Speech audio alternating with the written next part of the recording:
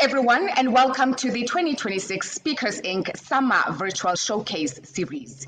Now, for those who are wondering who is this fine specimen of a human creation, my name is Lerato Ditsejo, a certified 10 out of 10, the undisputed head girl in charge.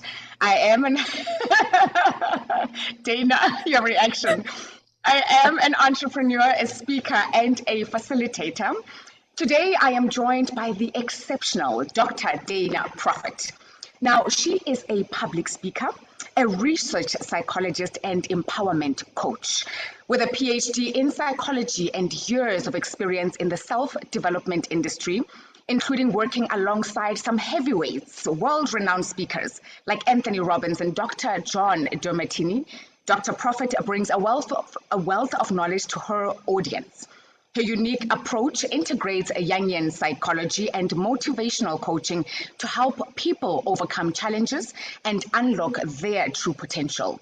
With a dynamic blend of vivacity and deep wisdom, Dr. D captivates audiences with her presence on stage that is both commanding and deeply engaging. Known for her energy, empathy, and ability to make people feel seen and heard, she creates an atmosphere where individuals feel safe to explore their inner world. Her talks, fused with humor, sincerity, and powerful insights, resonate across cultures and different backgrounds. So she is here today to talk to us about the empowerment advantage, which is the real power in skills, or rather the real power skill that is needed in business.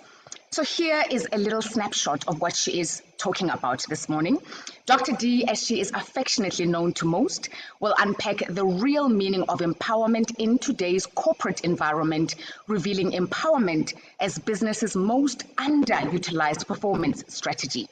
Drawing on insights from her acclaimed 8 steps to change or to create the life you will love masterclass, coupled with her background work on emotions, leadership, and purpose, Dr. D reveals how empowered teams, especially empowered women, drive innovation, elevate culture, and reshape the future of work.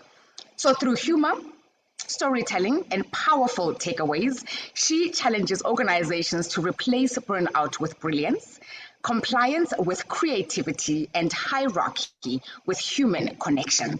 So the empowerment advantage really is a call to action for leaders to unleash their people, uplift their women, and build workplaces where profits and people can both thrive.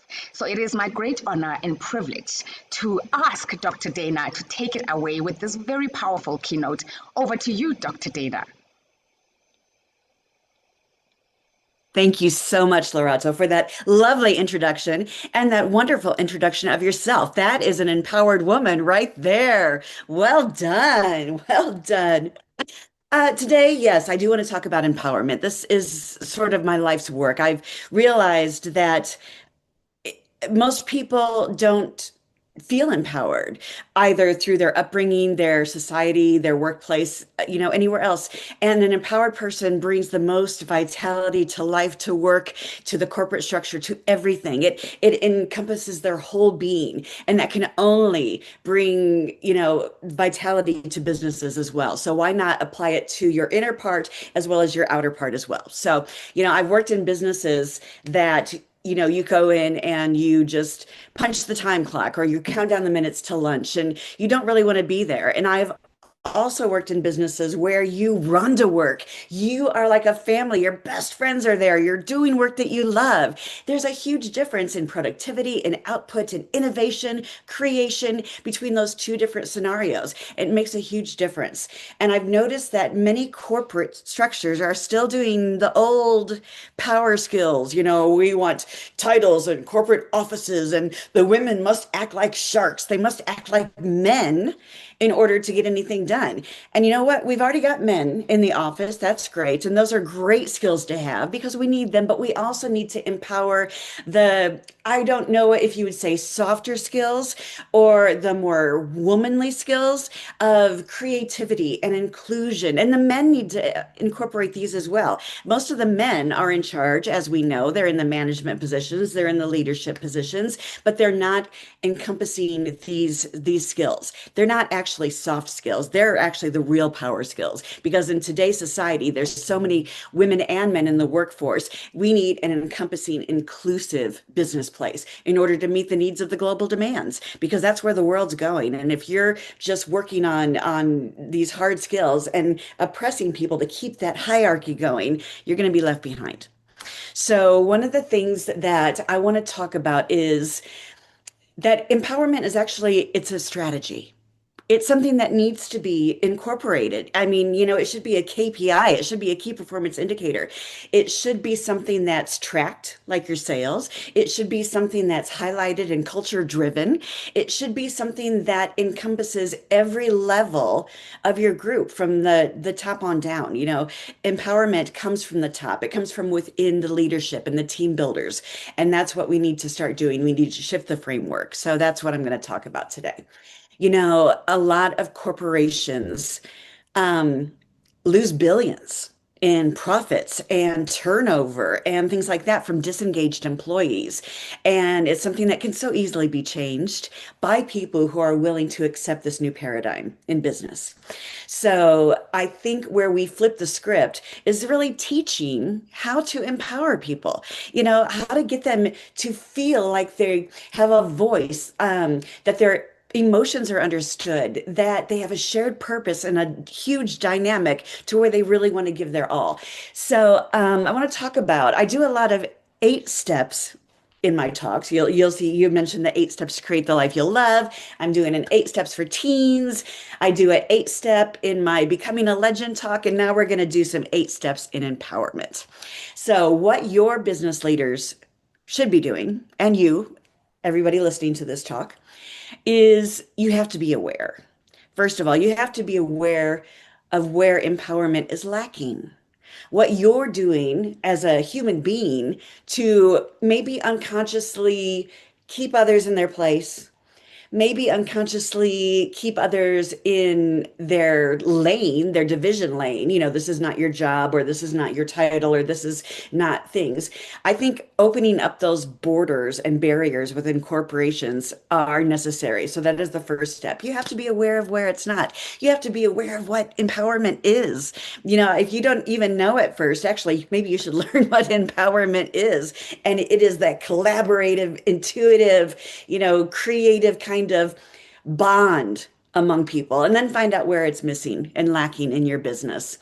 Another thing corporations can do to get empowerment rolling is set a vision. You need to set goals that inspire people. You need to appreciate their work, appreciate their contributions, and see where people can contribute outside their skill sets.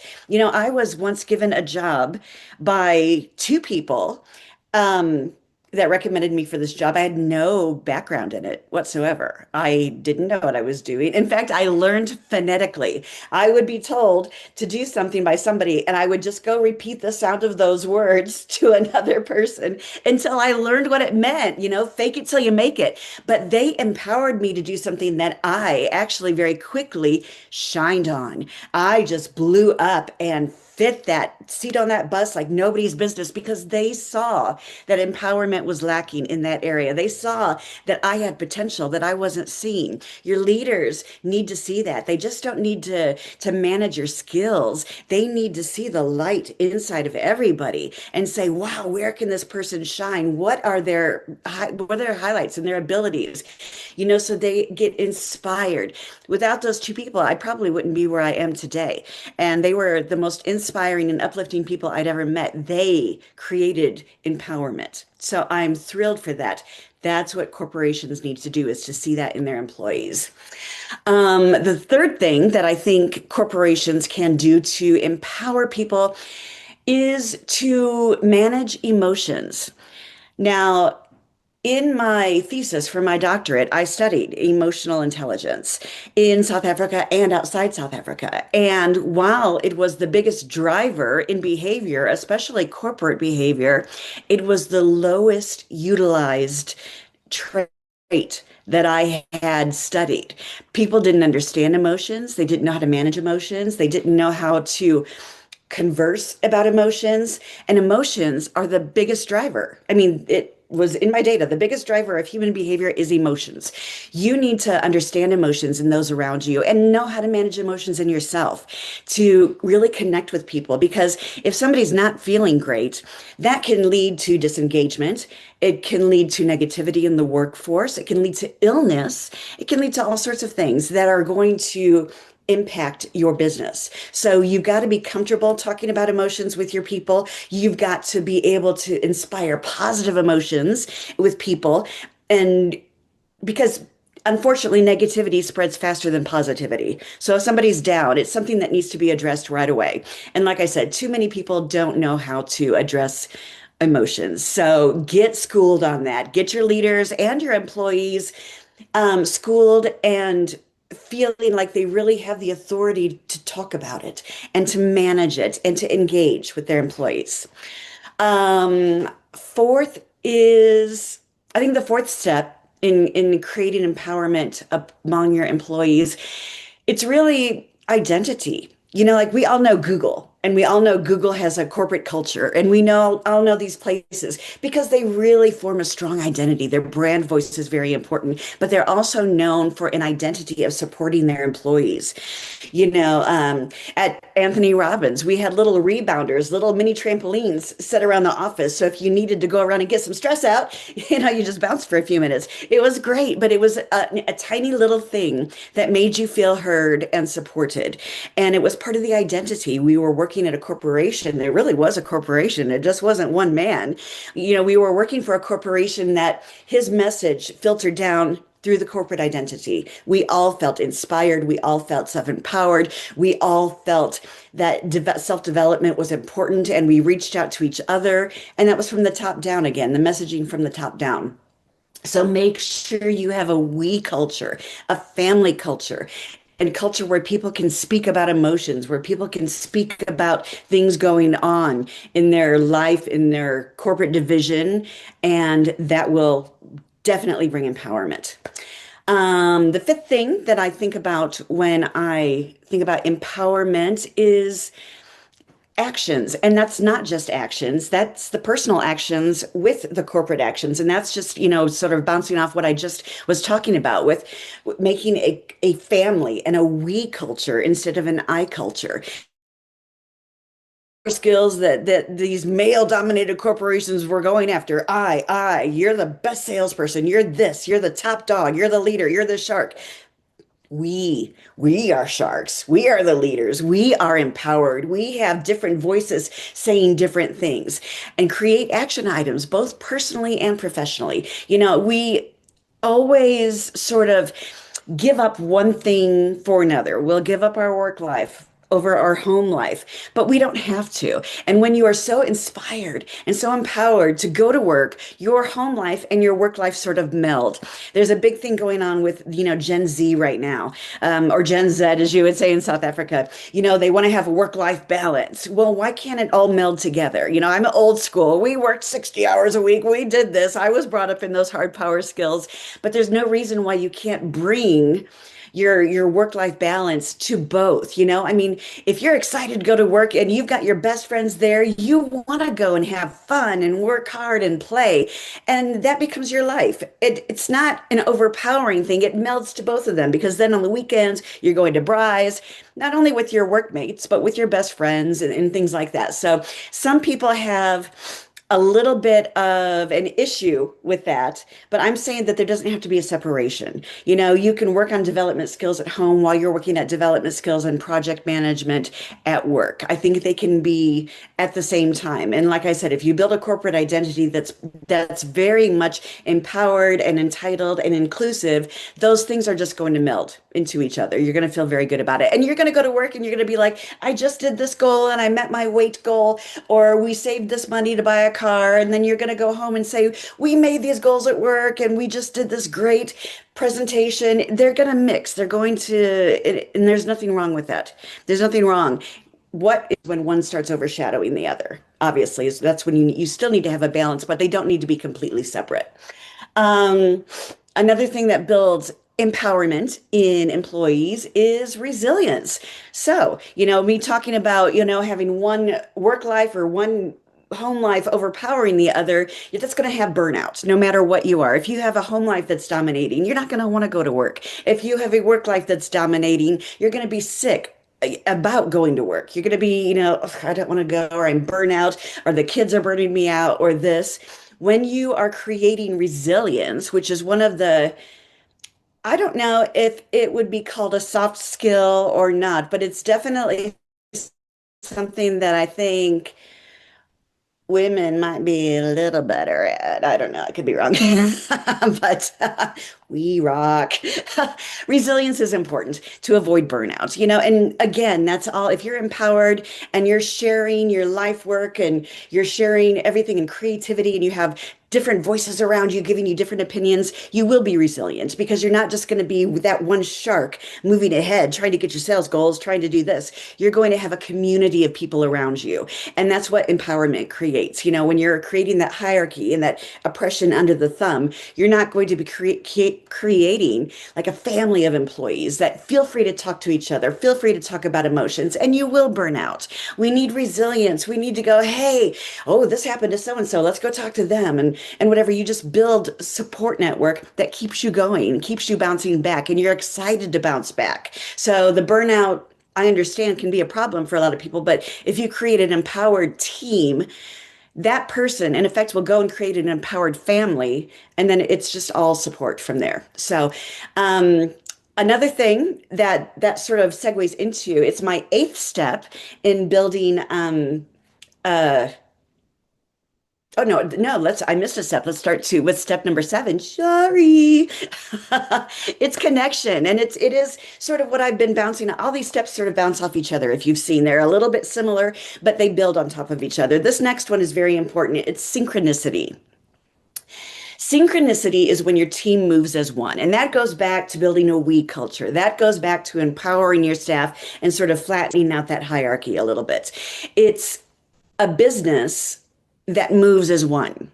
All the divisions are not separate. You don't have a sales division. You don't have this division. You have a division to where you feel safe going in and going, "Well, I'm in accounting, but I saw this really cool marketing app for another company. Let me go talk to the marketing department." It's where you can wear many hats. It's where you don't feel so divided by borders with divisions in your company. So everybody is on the same path. And it's like having those corporate meetings where you have a representative from each person. You don't just have meetings from the sales and marketing because they go together, or product development and,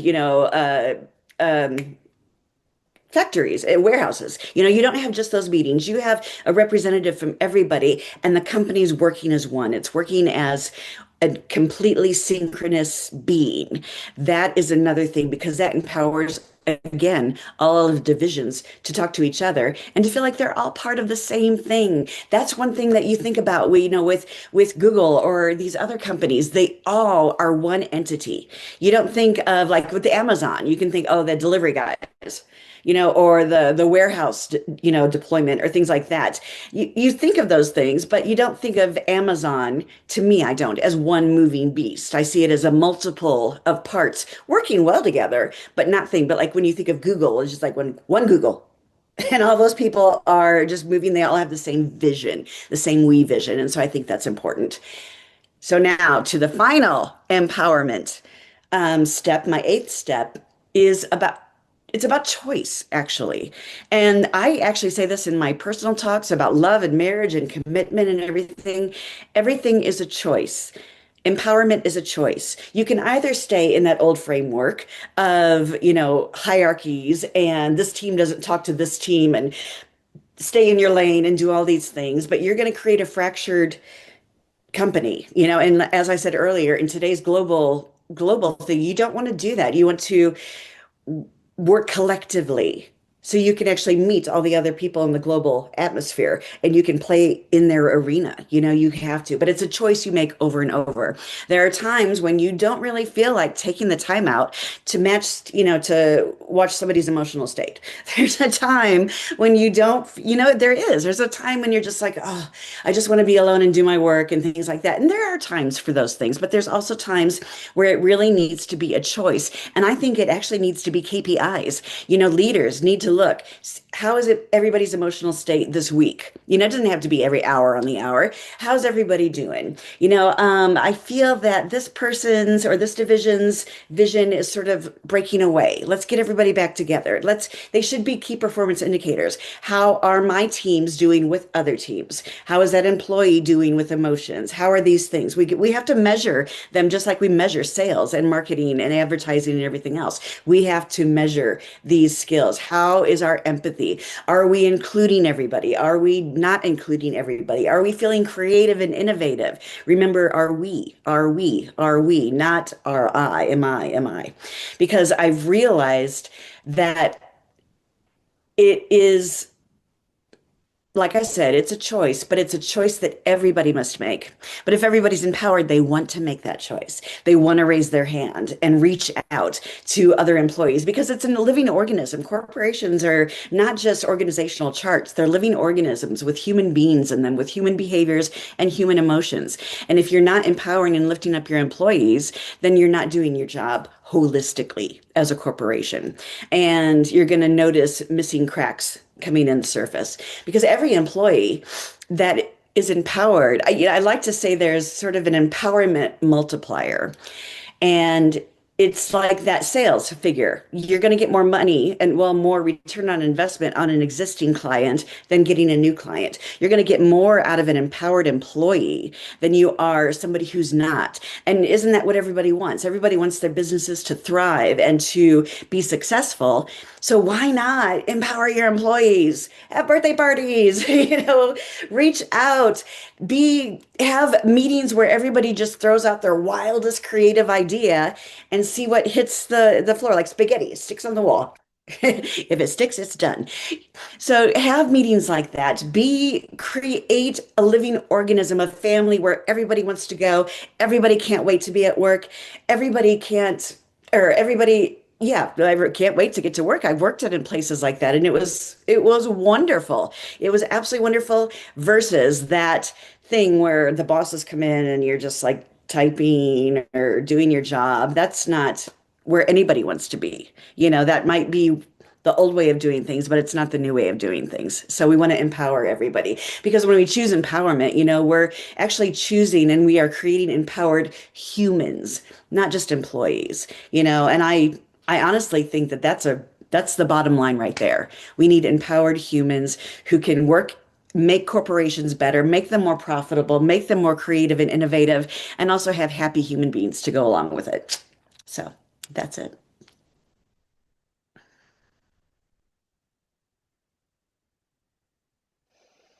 Wow. Oh my goodness. You know, you speak with such energy and I passion know. and conviction. Thank I you. listened to you, I think at some point I was like, hmm?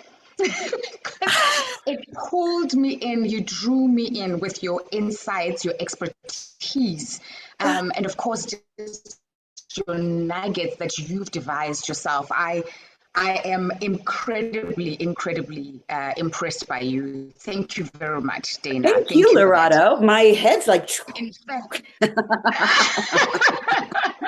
well, it is deserved. It is definitely deserved. I want to just double click on a couple of points because as you were speaking, I had oh questions yeah. that were popping up and I jotted some of them down and I thought, okay, the time will come when I can actually ask these questions. So when I listened to you speak on Mm, empowerment, it sounded very much like a we mm. strategy. Is there room for an I strategy in the word empowerment? And what does that look like when we talk I strategy? There is room for an I strategy Okay. because we all are individual humans. But what that needs is support from everyone else. Mm. When teams that are empowered, you can have somebody who made like the biggest sale of the company ever, and everybody freaks out and everybody supports them and everybody has an idea. There can be somebody that implements a new strategy and everybody can go, that was a great idea. Let's water it down and see how everybody can contribute to it. But it still can be start with an I. We're individual human beings. So in addition to just being us, in our social world, we interact with other human beings. We interact with everything. So we're individual at the same time we are connected. So yes, there is room for it. I like that. I like that because I listened to you talk about EQ, which I absolutely love. And if we look at that quadrant of EQ, it does speak about self-awareness and then social Mhm. awareness, relationship management, empathy. Yes. And it was the self-awareness that becomes quite key in the I strategy that I was thinking Hmm. about, is Yep. to say when you are self-aware, you understand your development areas to benefit the larger society, the larger community. And then, Hmm. but as you said, it is the I with the understanding of it becoming a we thing. So that's when empowerment takes effect, right? From I to the understanding of how can we, now that I'm empowered, Hmm. how do we become empowered as a collective? Would I be correct in saying You that? would be correct in saying that because, again, everything starts with our individuality. We can't empower Mm, others if we're not empowered ourselves. We cannot giveth if our cup does not overfloweth. It has to start yes. with us individually. And so that's how that's how consciousness develops. We're babies and we're not conscious of being a separate thing from the mother until we are. And that's when our self-development starts, is, going back to childhood psychology and things like that. But we do come first. We always have to come first. We have to be aware. There's no growth and there's no understanding without awareness. That is step number one. And that does start with us. All right, thank you for that. Why do you think empowerment is the most underutilized performance strategy in business today? Why is that so? Because we are taught to toe the line. Mm, We are taught from children that there are teachers. And in certain school systems, there are prefects and headmistresses. And we are taught to do this. And we are taught not to go out here. So we are taught to obey. We are mm. taught to follow the rules. We are taught to conform before we are taught to be creative and to let that out. And then some people's self-esteem levels, I mean, we all get insecure and we all get nervous, but they don't blossom. So they stay in those rules and they stay within the system, the confinement of the system, and they feel insecure to step out of it. And I have noticed it was a very peculiar year, it seems, but I was empowered from a child. And I think that's why I am the way I am today. I was told from a child, Dana, you want to be anything you want, you will be. If you want to be the president of the United States, you will be. If you want to be a movie star, you will be. You will do anything you want. And I know, but I see how rare that is. And what a blessing was given to me True. from growing up like that. Oh my goodness. Like I said, I thought everybody grew up like that. And unfortunately, it's very, very wrong. So, what I can do as my gift is to do that for other people. But a lot of people don't feel that way. They feel shy or they feel like they don't have enough authority to give this advice or to make this suggestion. And it's all because we were taught to conform first. That's all, the only reason. If we were taught to be creative and to be fearless leaders from kids, we probably would have anarchy, which wouldn't be good. So we must know how to toe the line a little bit. But I think people's spirits get dampened a little bit too much when they're taught to conform to the system a little bit too much. And that's why we kind of don't we're not empowered as a people. We don't step out of that line. We don't stick our little toe in the water and see how it feels. It's scary. Wow. Yeah, I'm listening to you now. I mean, I've got children and I'm thinking about what you just said about the school systems. And they are very much still set up that way. It is, Hmm. we are doing this now, then we are moving to break, and then we're doing it very, very structured. And I'm wondering Rigid, yes. how do I infiltrate that structure and, unearth empowered children who speak up Hmm. and are not afraid? Because in South Africa, I'm literally speaking from the context of South Africa because that's what I know and live. Culture is a big part of also that structure, gender structure, that there's the youth versus adult structure. Then there Right. is so much. And so I'm thinking as you're Hmm. speaking as to how do I infiltrate all of that and raise these empowered children who still have empathy, who still have respect and all that. So it is quite a task. So you spoke It about is it quite a from the work task. front, but I'm Yes. thinking about it from this greater society point of view because how we live as a society will translate in how we show up in the workplace as well. We are still the same people. Very much so. And it's hard because you don't really realize how many systems are imposed on us as human Yes, beings. We've got yes. society systems, gender roles, children versus adult roles, so many systems, family systems, work systems, school systems, society systems. You don't realize how many frameworks that you've got to juggle. And that's why it's hard being a human being sometimes. I understand it's difficult because, like, what do we do? Who are we? What do we do? We all have to find our way, but that is my purpose in life to help everybody find their way and feel Their way. empowered. So I think saying, well, how do I do this? You can now think of so many different ways, and that is expiring. No, that is inspiring because you are now going to raise some gorgeously inspired children because you are already an empowered adult. So I don't think it'll be too hard for you, Lorado. Thank you, Dana. I will do my best. Here's another question that I have for you, and it's something you touched on as it relates to women. 7 years ago, I came upon a Okay. quote that said, yesterday, leadership was about the muscle. Today, leadership is about the mind. And tomorrow, leadership will be about the heart. That was 7 years ago. I've got a Oh, feeling yes. today is the heart day. So, do you think that some women leaders today are still applying the muscle mentality in their form of leadership? And if so, how do we shift that thinking? Because the culture perhaps promotes the muscle mentality. How do we shift that as Mhm. women? Because we do bring a different energy to society. How do we do that? Mhm. We do that. And I talk about that during one of my talks that we wanted equal rights as women, but we burned our bras and stopped wearing skirts to do it. Mm. And we basically turned into men, during the 70s, the equal rights movement in the United States and then followed around the world. We don't have to be men. There's already men. We don't have to be muscle. They have muscle. We have heart. And all of us have mind. All of Ooh. us have mind. And it is, Mm. it's a culture, it's a corporate culture.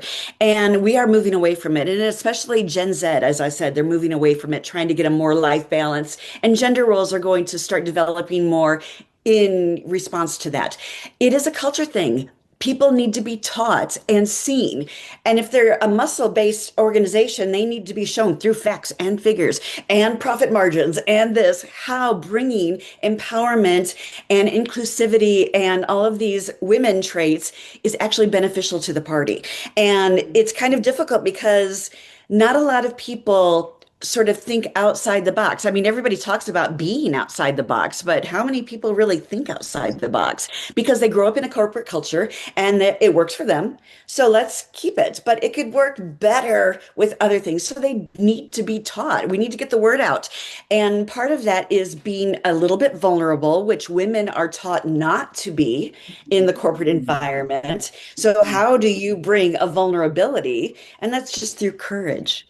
It's being strong. It's knowing that the gifts that you bring as a woman do benefit and do bring corporate results. So you have to just be a little strong, you can do it because you're going to be a little scared sometimes, especially if you're surrounded by this corporate culture. But just, make little things, send thank you notes or make a party or raise your hand in a corporate meeting and go, you know what? This person in this department actually brought this idea, and I think it would be worth pursuing. So it's making tiny little steps that sort of build bridges that way. And like I said, it can be scary, but it can be All done. right. One last thing is what advice would you give to emerging leaders who want to embody empowerment early on in their careers? I think that's the right thing to do because then you don't have to change your culture. If you set out your brand voice and your corporate identity from the get-go, that's the right thing to do. And I think that today's emerging entrepreneurs and business leaders are more aware of these skills like empathy and inclusion and creativity and innovation than previous generations were. So I think it's going to be easier for them to do it, but I highly recommend doing it. Do your research. Don't just read, business stats and things like that. Read psychology journals, read current trends, be holistic in your approach because as I said, we are humans with so many different frameworks upon us. Organizations are living beings with so many frameworks upon it. You have to sort of set out your guide from the get-go, and that will make life Wonderful. so much easier from then on. Stunning, absolutely stunning. Thank you, Dr. D. You were absolutely incredible, and my wish for you is that you have a wonderful day. Thank you so much for your time. Thank you so much. I appreciate talking with you as well. You've got great questions, and I hope you have a wonderful day as well. Thank you very much. Now, to the Thanks. viewers, to learn more about Dr. Dana Prophet, please do visit Speakers Inc. That is www.speakersinc.co.za. And of course, to book this phenomenal speaker, go ahead and send an email to info@speakersinc.co.za. Thank you for joining us.